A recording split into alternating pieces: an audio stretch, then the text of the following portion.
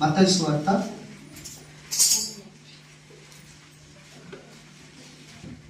2వ అధ్యాయము 1 నుంచి ఒకవేళ పరిశీలన చేస్తే,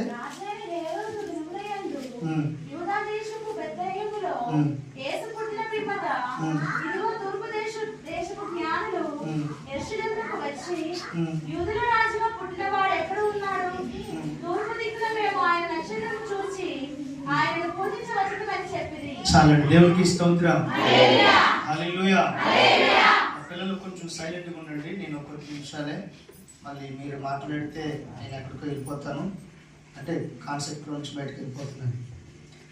చదవబడినటువంటి వచ్చిన భాగంలో అక్కడ పర్టికులర్ గా వచ్చిన కనబడుతుంది ఏంటంటే, ఆయన నక్షత్రము చూచి ఆయనను పూజించ వచ్చి తిని అని కొందరు మనుషులు చెప్తూ ఉన్నటువంటి ఒక వచనాన్ని మనం చదివాం. చిన్న ప్రార్థన చేసుకుందాం. కృప కలిగిన దేవా యేసయ్య, మీకు వందనాలు, మీకు స్తోత్రములు ప్రభా.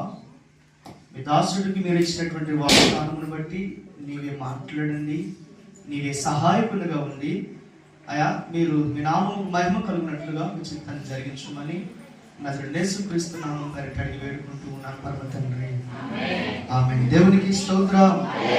హల్లెలూయా, హల్లెలూయా. పిల్లరా, అక్కడ మనకు స్పెషల్ వన్ ఏం కనబడుతుందంటే, ఆయన నక్షత్రము అని ఒక చుక్కను గురించినటువంటి వచనము అక్కడ మనకు కనబడతాము. బైబిల్లో ఈ నక్షత్రం గురించినటువంటి పుట్టు పూర్వాలు మరెక్కడా లేవు. నేను దానికోసము చాలా పరీక్షించాను.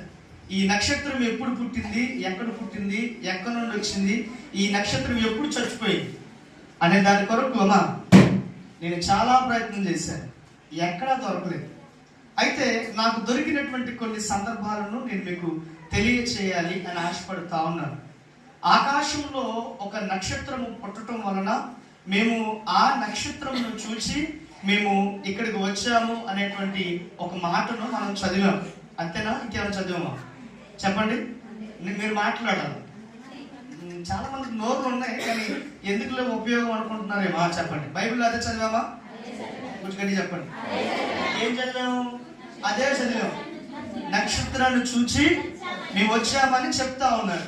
చెప్పినటువంటి మనుషులు నార్మల్ వ్యక్తులు కాదు.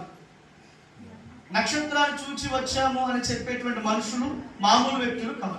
మామూలు వ్యక్తులు కాదు అని అంటే జ్ఞానము కలిగినటువంటి వారు, సాధారణమైన మనుషులే కానీ వారికి జ్ఞానము అధికముగా ఉన్నటువంటి మనుషులు. చాలా మంది చూస్తే గాని మేము నమ్మము అని చెప్పేటువంటి మనుషులలో వీరు కూడా